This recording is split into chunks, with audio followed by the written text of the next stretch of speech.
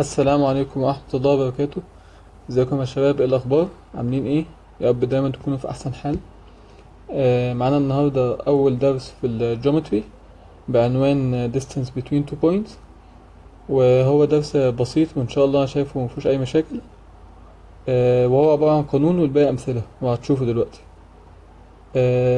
لو احنا مثلا عندنا نقطتين على الكارتيزيان بلينز، واحدة اسمها A عبارة عن x1 y1، والتانية اسمها b عبارة عن x2 y2. لو عايزين نجيب المسافة ما بين ال A وال B هنجيبها ازاي؟ بقانون، ده القانون اللي هو الأهم في الدرس. مسافة اللي هي اسمها AB تبقى equal root، تفتح كده روت كبير، عبارة عن x1 minus x2 squared plus y1 minus y2 squared. حلو حلو.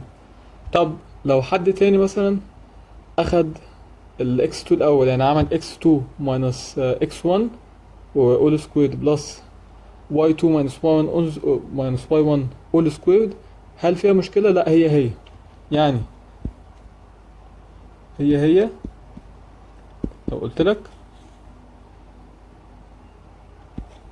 x2 minus x1 squared plus y2 minus y1 squared، فخلي بالك بقى ان الاهم انك تكون ماشي بنفس الترتيب. يعني انت لو بدأت بالبروجيكشنز بتاعت الايه يبقى تبتدي بيها دايما. يعني انت لو اخدت x1 minus y1 معاها تاخد ال y1 minus y2، ما ينفعش تقلب. ما ينفعش مثلا تعمل x1 minus x2 plus y2 minus y1، ما ينفعش، لازم تكون بنفس الترتيب.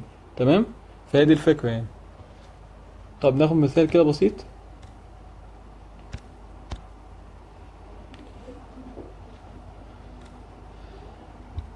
لو معانا نقطة اسمها A عبارة عن 1 و 2 والB نيجاتيف 2 و 5، عايز المسافة AB. نفس القانون، القانون الأهم في الدرس زي ما قلت لك. تاخد البروجيكشنز بتاعت ال A مثلا نعتبر إن دي عبارة عن x1 y1 والB عبارة عن x2 y2. فهنكتب نفس القانون اللي لسه كاتبينه، root square root x1 minus x2 all squared plus y1 minus y2 all squared، ونعوض الأرقام اللي معانا. ال x1 اللي هي 1 minus x2 اللي هي نيجاتيف 2، فيبقى كده 1 minus 2 all squared plus y1 minus y2. نحسبها هتبقى روت 18، او على الكالكوليتر هتطلع معاك 3 روت 2. طب 3 روت 2 ايه بقى؟ ايه اليونت بتاعتها؟ اسمها اليونت بتاعتها اسمها يونتس او length unit، اي حاجه تلاقي اسمها كده او اسمها كده. تمام. طب ناخد مثال اللي بعده. عايز الديستنس ما بين النقطتين دول، برضه نفس القانون، x1 minus x2 all squared plus y1 minus y2 all squared، ونعوض x1 اللي هي 0 مثلا يعني، و ال x2 اللي هي 3 squared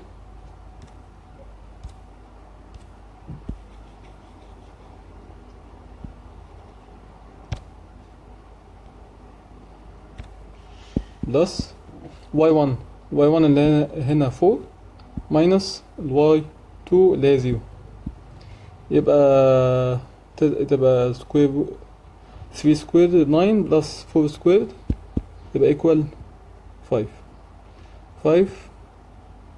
unit units او length units اي حاجة. في المثال اللي قبله كانت برضو اسمها units او length unit.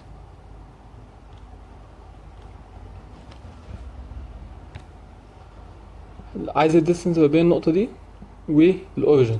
طب ايه الاوريجن؟ الاوريجن اللي هو الزيرو والزيرو اللي هو بيبقى في قلب الكوردينيت بلين. تمام. فطبق برضه نفس القانون، اكتبه بسرعة بقى.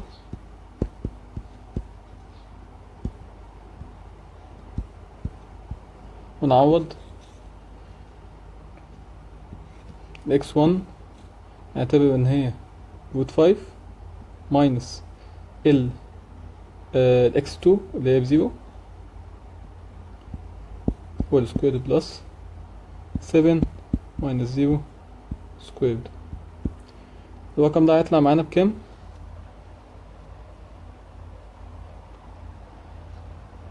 هنجربها على الكالكوليتر.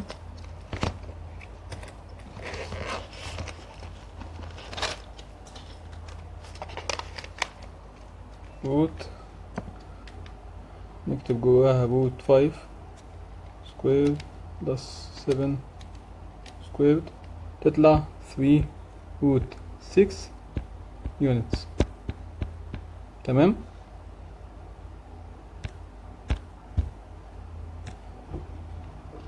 هنا عايز المسافة ما بين النقطة دي والاكس اكسس. طب نجيبها ازاي دي؟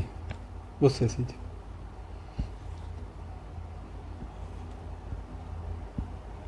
يعني كوردينيت بلين والنقطة هنا 5 نيجاتيف 4 الاكس 5 والواي تحت بنيجاتيف 4 يبقى هنا تقريبا كده مثلا يعني دي النقطة اللي هو بيتكلم عليها. مثلا نفترض ان هي اسمها ايه، يبقى دي نقطة ايه. حلو. هو بقى عايز المسافة ما بينها وما بين الاكس اكسس اللي هي المسافة دي، شايفها؟ طب المسافة دي اللي هي ايه؟ اللي هي نيجاتيف 4. لا مينفعش، مفيش مسافة في الدنيا بالنيجاتيف، فهي بناخد الابسوليوت بتاعها يبقى اللي هي 4. تمام. فهو بدل ما هو عايز المسافة بينها ما بين الاكس اكسس تاخد العكس اللي هي الواي بتاعتها اللي هي ب4، بس طبعا بالبوزيتيف دايما. تمام. يبقى الانسر هنا معانا 4. طيب هنا عايز الديستنس ما بينها ما بين النقطة دي والواي اكسس، وانت مغمض كده يبقى المسافة اللي ما بينها وما بين الواي اكسس العكس اللي هي الاكس بتاعت البوينت اللي هي هنا ب 3. يبقى على طول 3. وبرضه عشان ايه تبقى متخيلها بس هنا 3 وهنا 5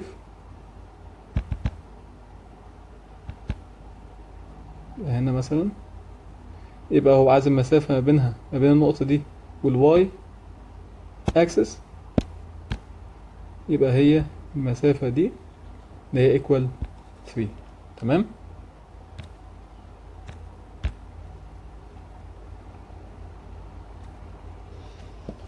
يقول if the distance between the two points كذا والpoint كذا equal 5 find the value of A. هنا العكس بقى، هنا هو مديك الانسر على طول وعايز بقى الايه اللي هي في البوينتس دي الفاليو بتاعتها. طيب نفس القانون برضو الاساسي بتاعنا بتاع الدرس اللي هو المسافة اللي هي 5 اللي هو عطاها لي يبقى equal root. مش هكتب بقى القانون المرة دي، كتبناها كذا مرة اللي هو ال x1 هنا بكام؟ بإيه؟ ماينس ال x2. طب ممكن نعمل عشان بدل ما نحط الماينس جوه الرقم ده، يعني بص لو عملت a ماينس اللي هو ال first projection اللي هو اللي اسمه x2 هنا 3a minus 1. تعوز تدخل الماينس دي جوه الروت اللي جوه البراكت، فالأسهل نعمل العكس x2 minus x1 ونمشي بنفس الترتيب في الواي. يبقى 3a minus a ده اللي هو ال x2 minus ال x1 بقى اللي هو ال a والسكويرد، ونمشي بقى بنفس الترتيب. احنا بدأنا بال x2 يبقى نبدأ برضه بال y2 اللي هو 1 minus 5 سكويرد. طيب لو اللي فيكم اتفرج على اول درس في الالجبرا اللي هو الكارتيزيان برودكت هيعرف ان ازاي بقى نضيع الروت ده بالعكس بتاعه اللي هو ايه السكويرنج. هنعمل سكويرنج للطرفين، يبقى الفايف نعمل لها سكوير والروت هو كمان هنعمل له سكوير. تمام، فالفايف سكوير اللي هي 25 ولما الروت يتعمل له سكوير الروت هيضيع الروت والسكوير هيضيعوا بعض، هيتبقى معانا 3a 3a minus 1 minus a اللي هي 2a minus 1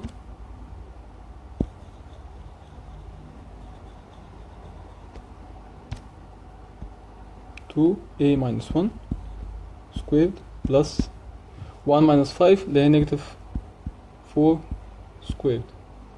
تمام، طب negative 4 squared اللي هي equal 16 نوديها الناحية التانية بعكس إشارتها. هنا كانت بوزيتيف هنوديها بالنيجاتيف، يبقى 25 minus 16 equal 9. ننزل ده زي ما هو. طيب انت عايز اللي جوه جوه السكويرد جوه البراكت اللي عليه باور 2، يبقى نحط روت للطرفين.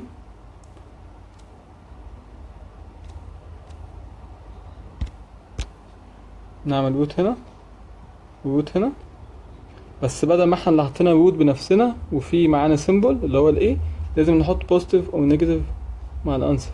يعني هنا كم من هنا ال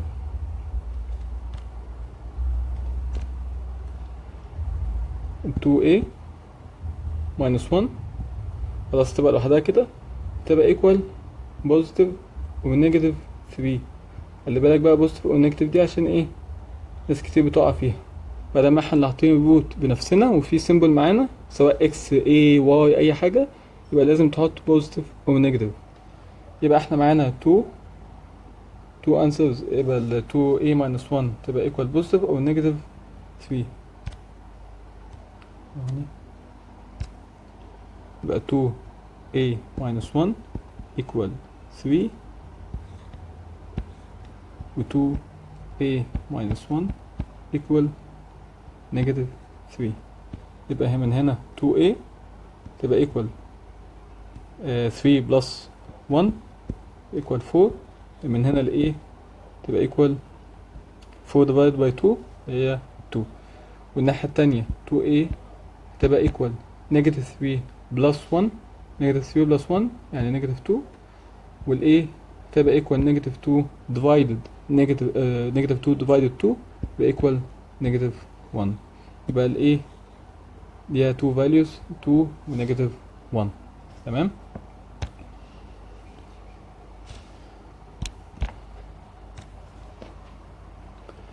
بيقول لك if ABC the triangle where ال A بكذا وال B بكذا وال C بكذا find its perimeter.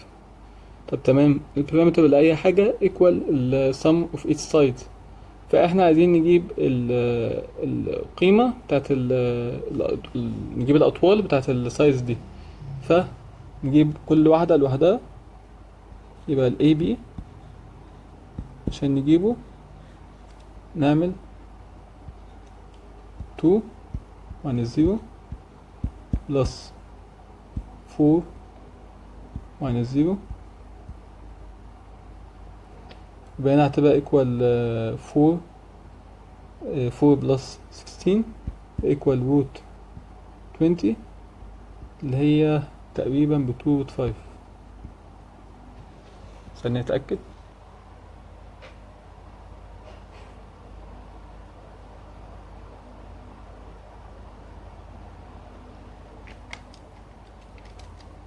تمام.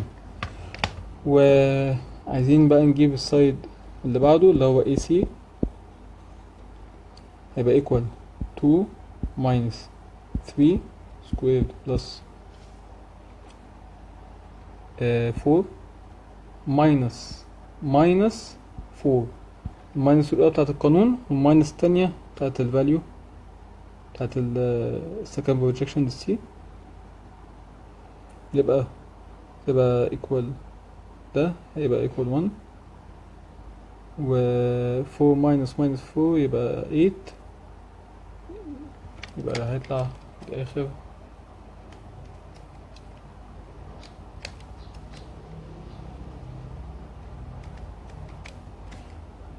هيطلع ال AC root 65.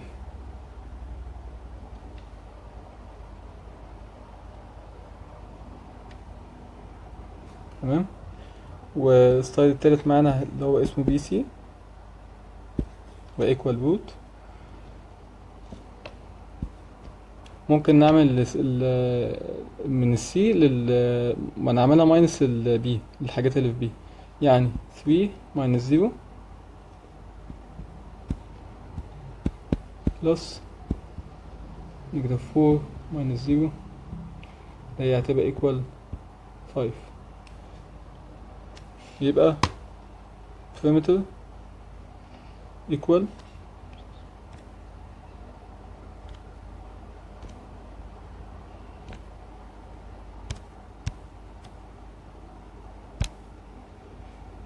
2 root 5 plus root 65 plus 5. طلع الانسر. تمام.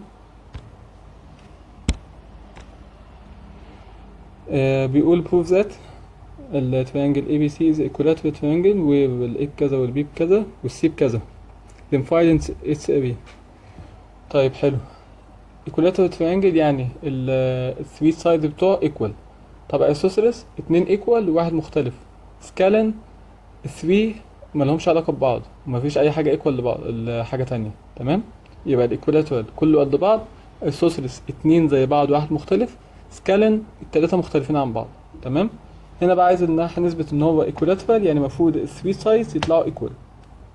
طب ناخد السايد الأول ال AB، القانون بتاعنا 6 minus 2 plus 0 minus 0 دي هتطلع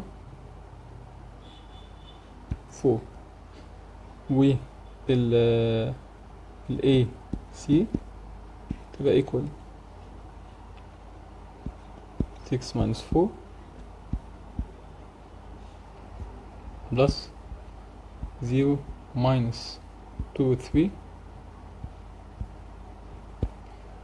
دي تبقى equal 4 plus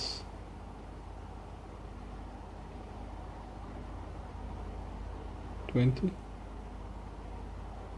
ولا ايه؟ هنعملها كالكوليتر احسن. تبقى 4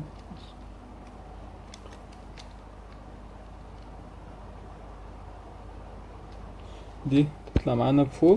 تمام.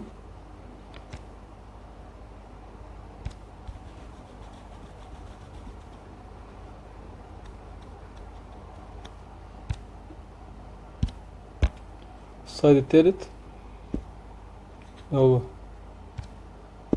BC equal root 2 minus 4 squared plus 0 minus 2 و 3 ده برضو هيطلع 4. يبقى نقول له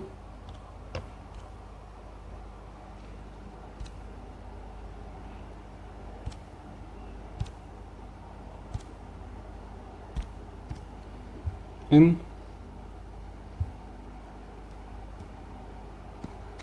ال AB equal ال BC equal ال AC so it is an equilateral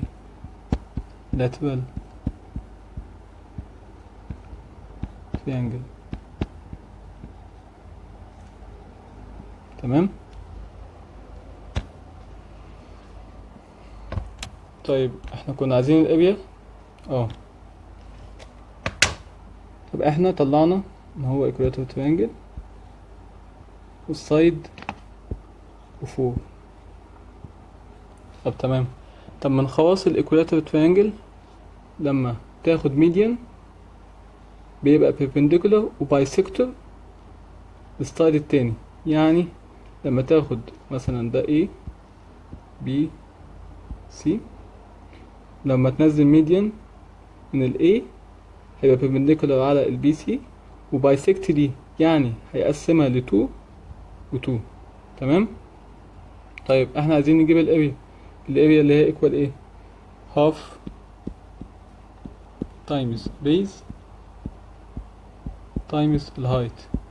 تمام. طب احنا معانا البيز ب4، الهايت بقى بكام؟ نجيبه ببايثاغورس. ناخد التريانجل اهو، 4 ده الهايبوتنس و2. عايزين بقى السايد التالت ده يبقى ايكوال، لما نجيبه ببايثاغورس يبقى ايكوال 2 و 3. تمام. يبقى الاريا equal half times البيز اللي هي 4 times الهايت اللي هو 2 root 3، طلع له الناتج. تمام.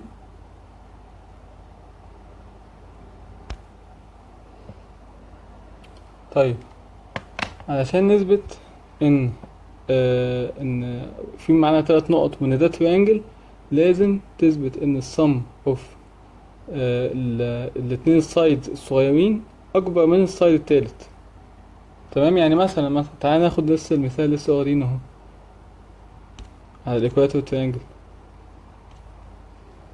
احنا هنا عشان كل السايز قد بعض، مفيش صغير مفيش كبير، فاي 2 سايد بقى ناخدهم نعمل لهم sum يبقى ايكوال 8، والسايد التالت هيبقى ايكوال 4. فهو السم للتو سايدز لازم يكون ايكوال، لازم يكون اكبر من السايد التالت في اي تريانجل في الدنيا. تمام.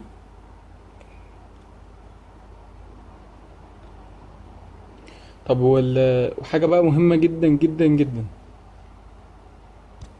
صح معايا، ركز.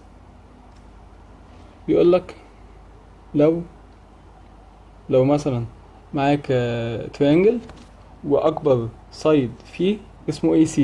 تمام.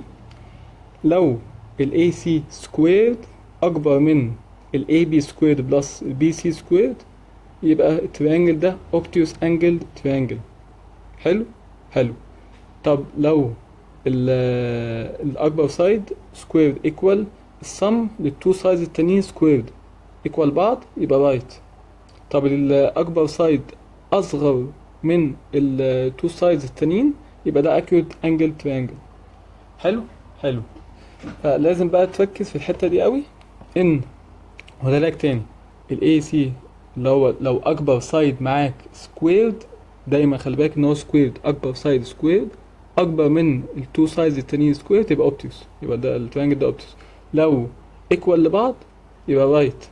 لو الكبير اقل من الصم للتانيين يبقى اكيوت. تمام. ركز فيها دي عشان مهمة جدا.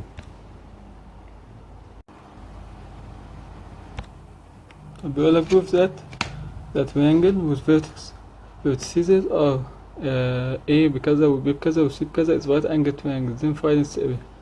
حلو. طب احنا لسه قايلين ان ال right angle triangle عشان تثبت ان هو right تجيب السايد الاكبر تعمل له سكويرنج وتساويه بالتو سايدز التانيين كل واحد فيهم سكويرنج ويطلعوا ايكوال. طب واحدة واحدة نجيب السايدز. الاول AB equal square root 3 minus 4 squared plus ال 2 minus 1 squared ده يبقى كام؟ جواب على الكالكوليتر.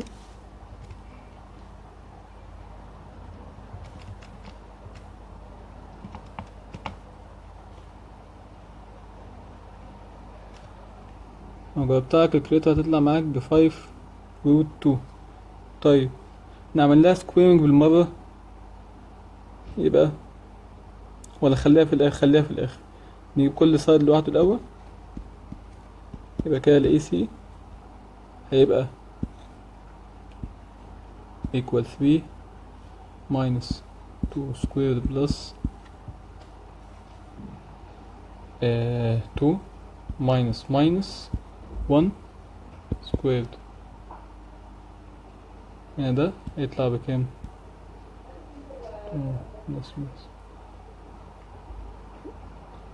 و 3 squared ب 9 و 10 اللي هي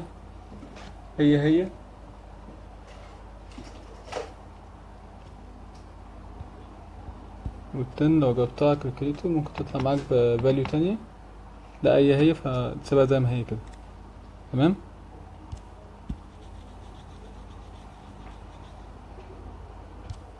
طب السايد التالت بي سي يبقى equal square root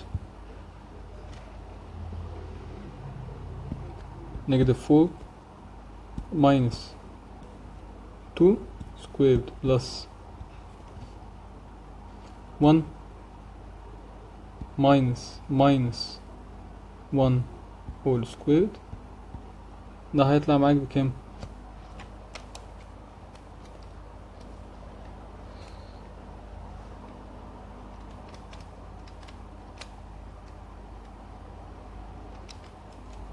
ده هيطلع معاك ب2 روت 10.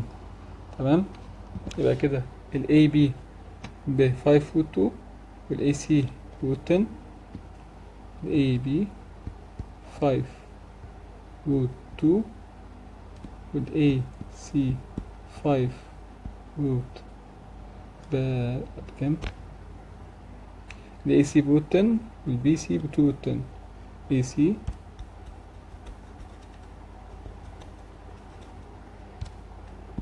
روت 10 وال BC 5 روت 10. تمام. 2 روت 10 في ايه؟ قاعد مضيع 2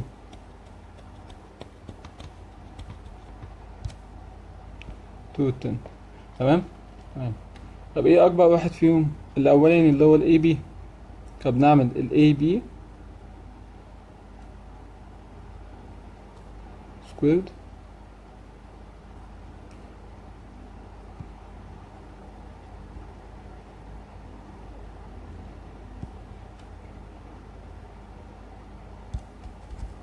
اللي هي دلوقتي دي،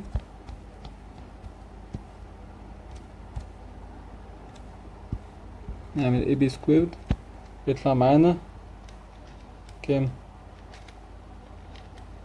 ب 250 وال اي سي سكويرد يطلع معانا 10 و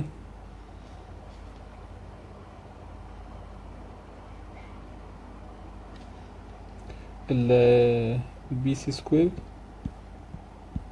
يطلع معانا ب 40. في حاجة ال AB 5 و 2 مش بقولكم ضيع 5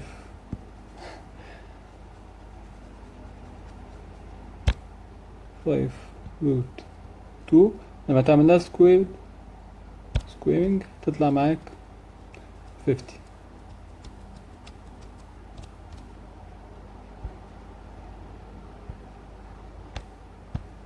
تطلع معاك ب50. يبقى ال A B squared equal ال AC squared plus ال BC squared so ال triangle ABC is right. تمام. طيب احنا كنا عايزين الاريا بتاعته كمان، طب نجيبها ازاي؟ بسيطة.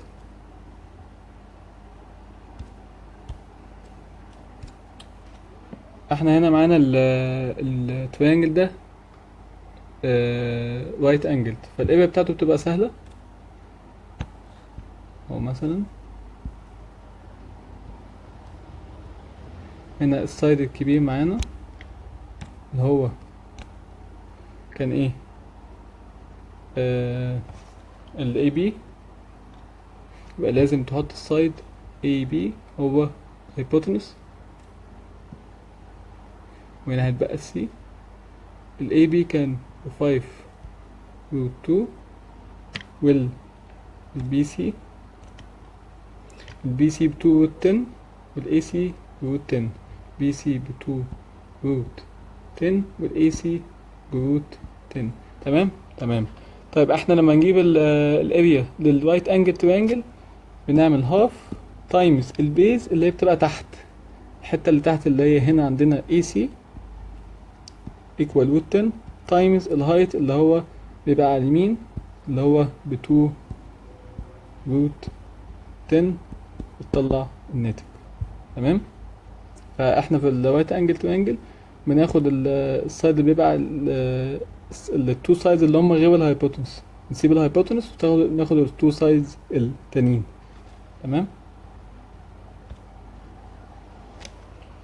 طيب ركز معايا بقى، لو عايزين نثبت ان الكوادراترال اي كوادراترال مثلا ان هو ايكوال، ان هو الشكل ده باراليلوجرام، نثبته ازاي؟ ان two sides يبقوا equal و two sides تانيين يبقوا equal بعض، يعني two sides يبقوا equal بعض و two sides تانيين يبقوا equal بعض، ده عشان تثبت ان ده parallelogram.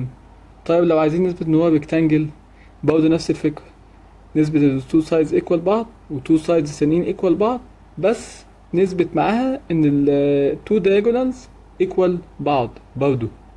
يعني في الباراليلوجرام بنثبت ان two sides equal بعض و two sides equal بعض، لكن في الريكتانجل بنعمل نفس الكلام وبنزود عليهم ان two diagonals are equal. تمام. طيب لو عايزين نثبت ان الشكل الكوادراترال اللي هو مكون من 4 نقط ان هو رومبس، بنثبتها ازاي؟ نثبت ان كل السايدز بتوعه ايكوال، كل السايدز بتوعه ايكوال، دي سهله مفيهاش اي حاجه. الرومبس نثبته ان هو رومبس نثبت ان التو سايدز الفور سايدز ايكوال. طب لو هو سكوير نعمل نفس الفكره ولكن نزود عليهم ان التو diagonals ايكوال. تمام. يعني الرومبس عشان نثبت ان هو رومبس نثبت ان كل السايدز ايكوال، والسكوير نعمل نفس الفكره ونزود عليهم ان التو diagonals ايكوال. تمام. طب نراجع من اول كده عشان دول مهمين. لو عايزين نثبت ان الشكل ده parallelogram two sides equal بعض و two sides تانيين equal بعض. تمام. ولو عايزين نثبت ان هو rectangle نعمل نفس الكلام بس نزود عليها ان ال two diagonals are equal. تمام. حلو. طب الرومبس نثبت ان كله equal، كل السايدز equal، والسكوير نثبت ان كل السايدز equal ونزود عليهم ان two diagonals are equal. تمام. يبقى دايما خلي تركيزك ان الباراليلوجرام اثباته شبه الريكتانجل، والرومبس شبه السكوير، بس الريكتانجل بيزيد على الباراليلوجرام بحاجه اللي هي اثبات الدايجونالز، والسكوير بيزيد عن الرومبس باثبات الدايجونالز ان هم ايكوال. تمام.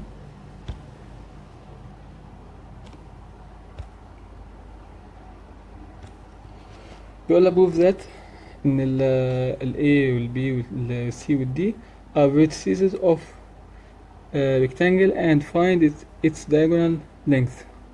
طب تمام، احنا لسه قايلين عشان نثبت ان الشكل ده ريكتانجل بنثبت ان two sides equal لبعض و two sides تانيين equal لبعض، ونثبت ان ال two diagonals are equal. تمام. طيب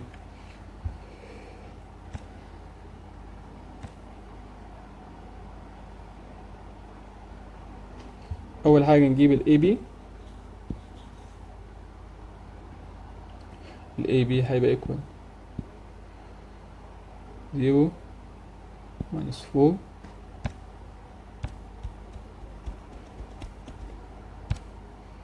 0 minus 4 square plus 1 minus 5 square. ده هيطلع بكام؟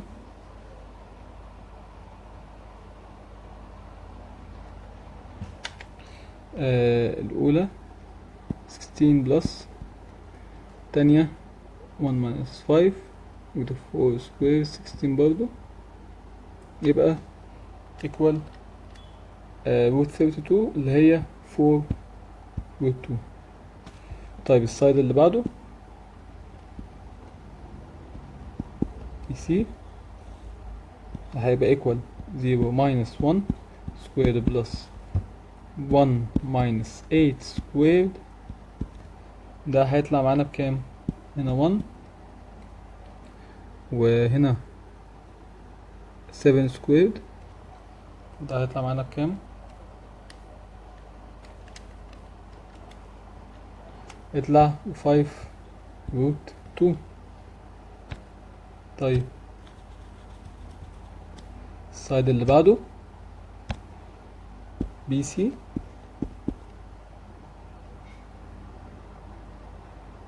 آسف، ال AC ده مش سايد، ال AC ده diagonal. شفت بقى انا اتلخبطت اهو، يبقى كويس ان انا قلت بالمرة عشان انتوا ايه متلخبطوش فيها. انا هلكم بلون مختلف كده. احنا معانا ال rectangle اسمه A B C D. تمام.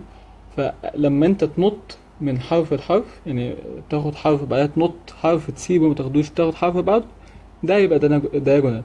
يعني انا هنا خدت الاي سي فده طلع ان هو diagonal. انما لو خدت الاي بي ده سايد، البي سي ده سايد، سي دي ده سايد، دي اي ده سايد.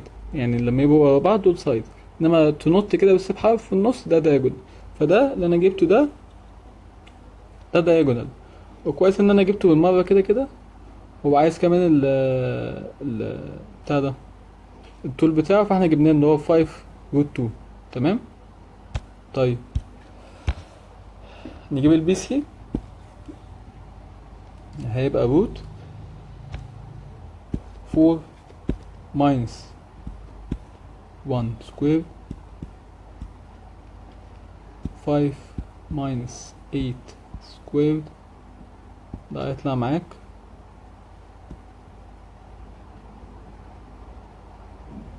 روت 18 اللي هي برضه بكام؟ 3 روت 2. طيب تمام.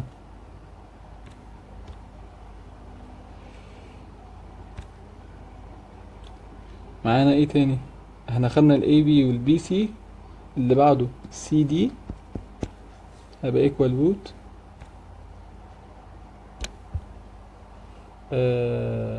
1 minus minus 3 1 minus minus 3 plus 8 minus 4 8 minus 4 square. ده هيطلع معانا بكام؟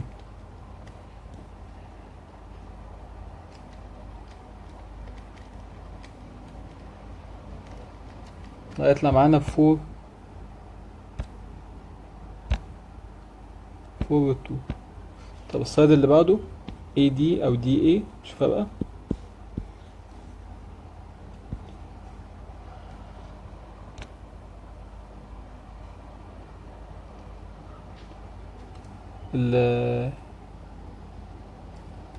الاي دي، يبقى نعمل الزيرو ماينس 3، 0 minus 3 بلس ال 1 minus 4، 1 minus 4 ده هيطلع معاك ب 5 root 2. تمام، يبقى احنا كده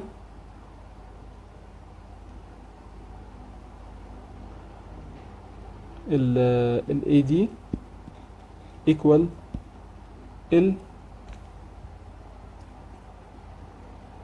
ال AD ب 3 root 2، AD ب 3 root 2، يبقى ال AD يبقى equal لل BC و ال ال AB equal لل CD. كده احنا اثبتنا ان التو سايدز، ان الفور سايدز اتنين منهم ايكوال بعض واتنين منهم ايكوال بعض، فاضل لنا الدايجونالز نثبت ان هم ايكوال بعض. احنا كده كده اوريدي جبنا دايجونال اللي هو اسمه اي سي، فاضل لنا الدايجونال التاني اللي هو اسمه بي دي. بي دي البي ب 4 5، يبقى 4 minus 3، 4 minus 3 plus 5 minus 4، 5 minus 4 هيطلع معانا بكام؟ هنا 4، هنا كده 7 سكوير، وهنا 1، يبقى كده يطلع معانا 5 root 2. تمام، يبقى احنا كده اثبتنا ان التو diagonals اللي هو البي دي والاي سي ايكوال بعض وايكوال 5 root 2، يبقى الاي سي ايكوال للبي دي. تمام تمام. السؤال اللي بعدها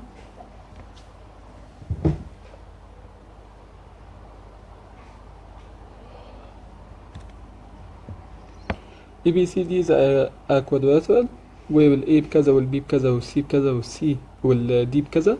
prove that ان هو رومبس وعايز الاريا بتاعته. طيب عشان نثبت ان الشكل ده رومبس كنا بنعمل ايه؟ نثبت ان الفور سايدز بتوعه equal بس. تمام، فاحنا نجيب ال A B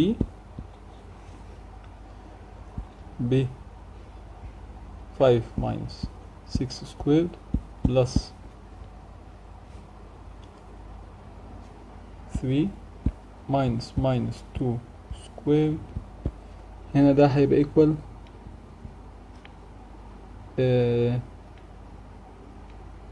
root 26، أو شوف على calculator.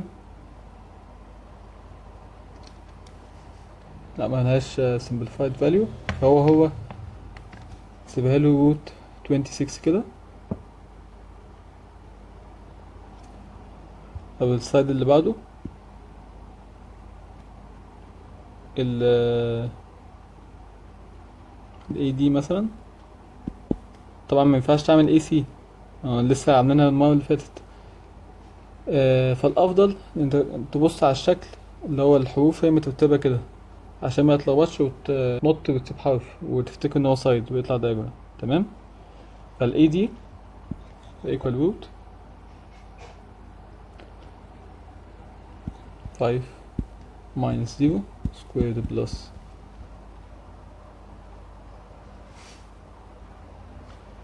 3 minus 4 squared. ده هيطلع هنا ب 25 وهنا 1 هيطلع root 26.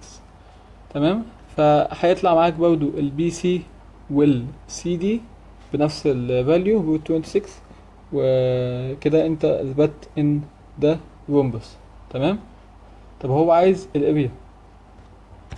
اريا الرومبس ليها كذا طريقة، والطريقة الاشهر ان هي equal half diagonal times diagonal. طيب نجيب diagonal ازاي؟ عشان نجيب diagonal الاول نجيب الدايجونال الاولاني اللي هو AC، ده هيبقى equal root 5 minus 1 squared plus 3 minus 1 squared، وده هيطلع معانا ب 16 plus 16 root 32 اللي هي 4 root 2. تمام. طيب الدايجونال اللي بعده، الدايجونال التاني هيبقى اسمه BD،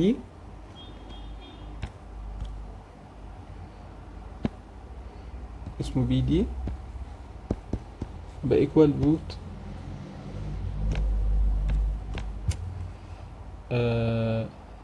6 minus 0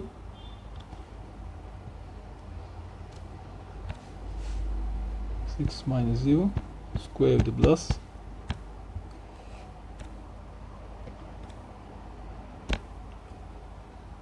negative 2 minus 4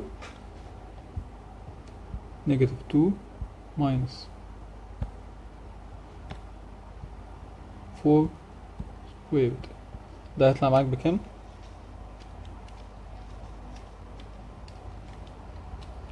يطلع معاك ب 6 root 2. So area of rhombus equal half times diagonal 1 times diagonal 2 equal half times diagonal الأولاني كان بكام؟ ب 4 root 2 times diagonal التاني اللي هو 6 root 2. طلع الناتج. تمام.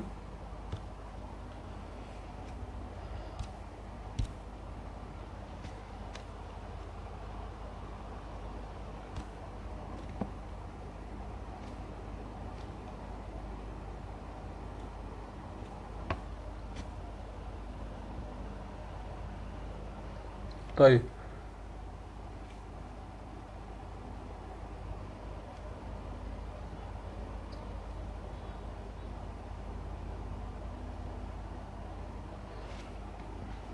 بيقول لك if ال A بكذا وال B بكذا، عايز تثبت ان C lies on the axis of symmetry of AB.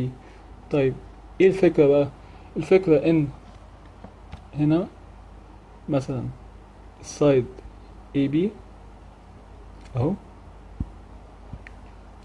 وعايز تثبت ان C على الاكسس اوف سيمتري، يعني في النص بالظبط من الخط اللي هو السيجمنت اللي هو اسمه AB، هو على اي نقطة بالخط ده. طيب ايه الفكرة بقى؟ الفكرة الاساسية ان اي بوينت موجود على axis of symmetry of سايد اي سايد تاني لازم بيبقى ليه equal distance من التو sides او 2 points من التو terminals يعني. فمثلا لو C كان هنا يبقى المسافة AC تبقى equal المسافة اللي هي ال BC. لو C كانت فوق برضه نفس الفكرة، يبقى السايد ده قد السايد ده، طلعت فوق وهكذا. سواء كانت في اي نقطة في اي مكان على الاكسس اوف سيمتري، المسافة ما بين السي والبوينت الاولانية والايكوال المسافة ما بين السي والبوينت التالتة او اللي هي التانية على السيجمنت. تمام. طب احنا هنا الفكرة بقى ان عايزين نثبت ان ال A C equal B C. تمام. طيب ال AC عشان نجيبه يبقى equal root -2 minus 3 square plus 2 minus 4 square. هيطلع معاك بكام؟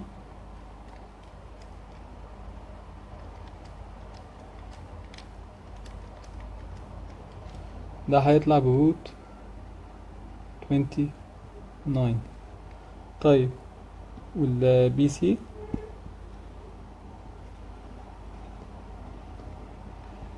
لما تجيبه هيطلع برضه ب 29. فكده انت اثبت ان هو البوينت سي على الاكسس اوف سيمتري. تمام.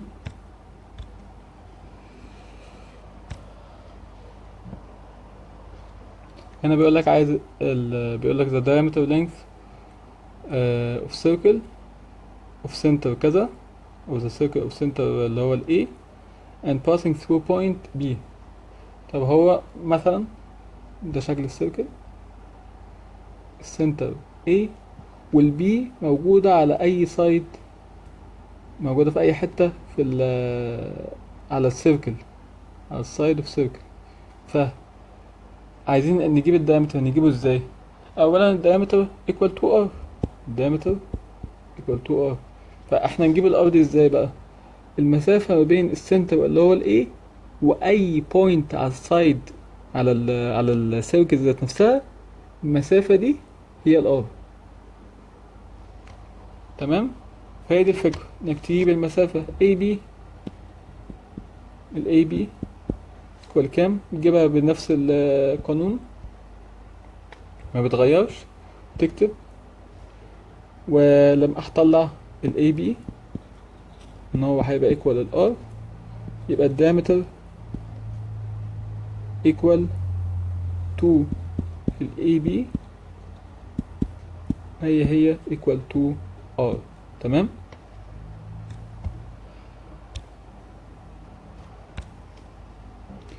we will prove that ان ال points A و B و C و D are located on a circle whose center is كذا اللي هي ال M. then find the circumference of the circle where ال pi بكذا ب 3.14.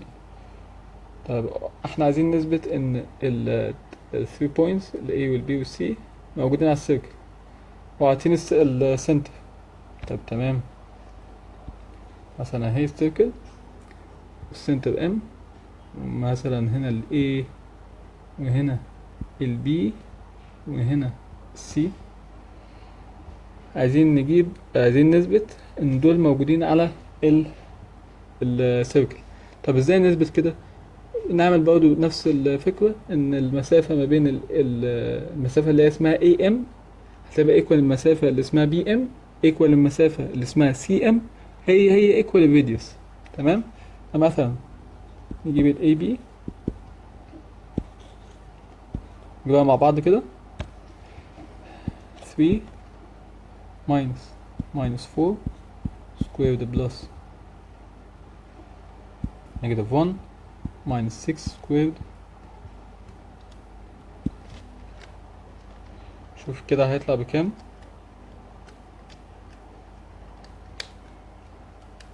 ده هيطلع معانا ب7 روت 2. طيب تعالى نجيب اسف، انا جبت ال AB مش اسمها AB، انا جبت ال AB دي ملهاش اي علاقة بالموضوع اصلا. الواحد مصطبح شكله كده.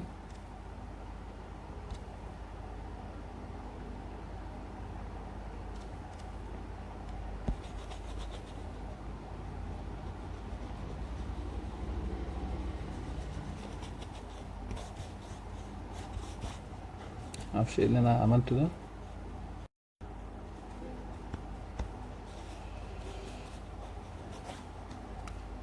نجيب بقى المسافة AM 3 minus 1 squared plus negative 1 minus 2 squared. طب ده هيطلع بكام؟ هنا 16 وهنا 1 9 equal root 25 اللي هي 5. طب نجيب مع بعض ال بي ام او السي ام، اي حاجة. مثلا نجيب السي ام، دي هتبقى equal 2 minus 1 squared و negative 2 minus 2 squared. ده هتطلع هنا 9 وهنا 16 برضه تبقى equal 5. ولو جربت البي ام تطلع برضه نفس الفكرة، تبقى equal 5. يبقى كده انت اثبت ان ال 3 points دول equal radius وموجودين على السيركل. يبقى البوينت A M equal البوينت B M equal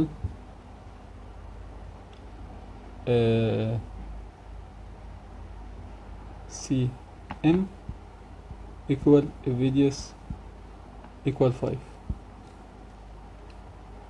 طيب هو كان عايز السيركمفيرنس، السيركمفيرنس بتاع في السيركل اللي هو equal 2 باي R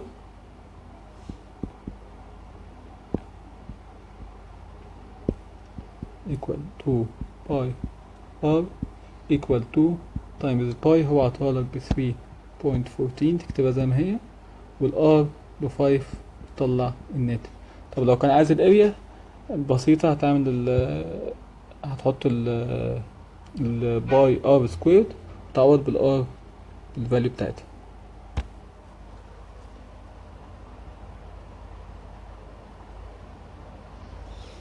طيب قربنا يا جماعة اهو. بيقولك a circle of center كذا and its radius equal 5 which of the following points belongs to the circle. طيب فكرة السؤال ده ان هو معتمد على انك تجرب الاختيارات وتشوف انهي اللي هيطلع معاك صح. تعال نجرب مثلا اول choice. السنتر معاك ب 3 و negative 4، وتجرب التشويس الاول المسافة ما بينهم، لو طلعت 5 يبقى دي فعلا على السيركل. هنجرب اول واحدة 3 minus 3 squared plus negative 4 minus 4. ده تطلع معاك بكام؟ هنا 9 وهنا 8 squared. فدي مش هتطلع معاك هي البوينت، يبقى دي كده مش هتطلع معاك ب5، يبقى البوينت الاولانية مش صح. طب لو جربنا البوينت التانية تطلع هي اللي صح، يبقى الفاليو اللي هي ب0 هي على السيركل. تمام، عشان هتطلع معاك المسافة ما بينها وما بين السنتر equal 5. تمام. آخر مسألة بيقول لك prove that the points A و B و C are collinear. طب يعني ايه collinear؟ collinear يعني على نفس الخط. يعني مثلا لو هنا ال A وهنا ال B وهنا ال C، ده افتراضا ها، هنا ال A وهنا ال B وهنا ال C. لو هما على نفس الخط، فلو جمعت المسافة A B بلس المسافة B C هتبقى equal للمسافة اللي هي A C. فانت لو اثبت الكلام ده يبقى هما فعلا كولينير. تمام، ده مثلا يعني مش لازم يكون بالترتيب ده طبعا. تمام، فالفكرة انك تثبت ان اتنين سايدز، اتنين يعني مسافة بين 2 بوينتس، مسافة بين 2 بوينتس مش يبقوا ايكوال للمسافة بين ال 2 بوينتس اللي بقى يعني تانيين، او البوينت التالتة وبوينت من الاتنين الاولانيين كده، يعني تفهمني يعني. تمام. طيب نجيب ال AB هتبقى equal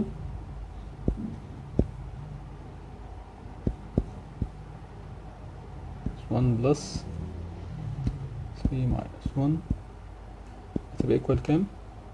هنا 9 هنا 4 equal root 13. طب ال BC هتبقى equal 1 minus 5 plus 1 minus 3 هتطلع معانا بكام؟ تطلع ب 2 root 13. طيب فاضل ايه نقطتين تانيين، ال A وال C مع بعض 4 minus 5 plus 3 minus 3 والانسر معاك هيبقى equal كام؟ يطلع معاك ب 3 root 13. تمام، يبقى احنا كده since in AC equal ال AB plus ال BC